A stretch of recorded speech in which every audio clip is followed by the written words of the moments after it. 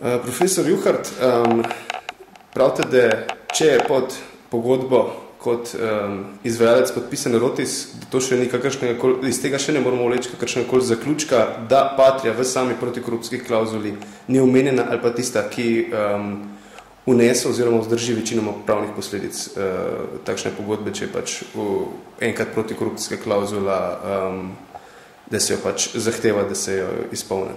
Poglejte, za oceno je treba seveda videti celotno pogodbo in ne samo njene izvlečke.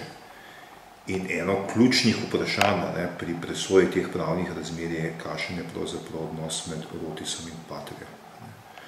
Ali v tem odnosu Rotis-Patria pravzaprav vsaka stranka prevzema dejanja drugih.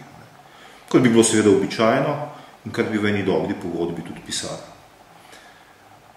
Ne glede na samo omejenost na pogodbe na podpisnike, pa vendarle velja spomniti, da poznamo tudi splošna pravila, da morajo pogodbene stranke pravzaprav ves čas ravnati v skladu z načelom vestnosti in poštenja in da seveda korupcija in koruptivna dejanja kot taka lahko pomenijo tudi po splošnih pravilih razlog za ničnost pogodbe, ne glede na to, ali je korupcijska klauzula zapisana ali ni zapisana.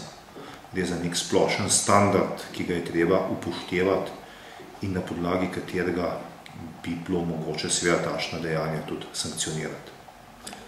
Zdaj en problem, ki se pojavlja pač v medijih, je dejstvo, da ali v protikorupcijski klauzuli Patria mora biti izrecno omenjena, ali ni mu zdaj izrecno omenjena, da je samo Rotis omenjen. No, če bi bila seveda izrecno omenjena, potem je to toliko lažje.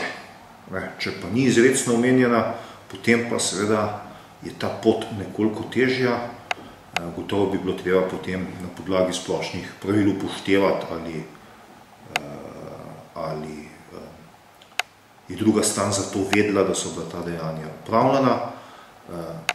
Je pa seveda to samo še bistveno slabša ocena za tistega, ki takšno pogodbo sestavlja.